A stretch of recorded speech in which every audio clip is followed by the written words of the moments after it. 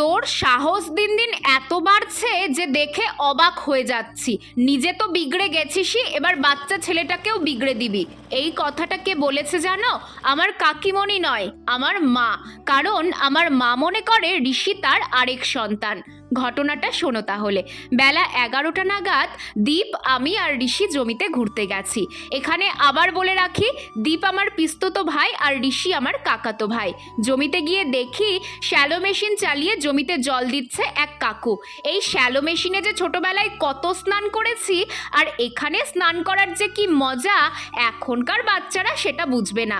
গ্রামে থাকা সত্ত্বেও ঋষি মানে আমার পুচকে ভাইটাও কোনো দিন এখানে স্নান করেনি। তাই ঠিক করলাম ঋষিকে আজকে এই শ্যালোতেই স্নান করাবো।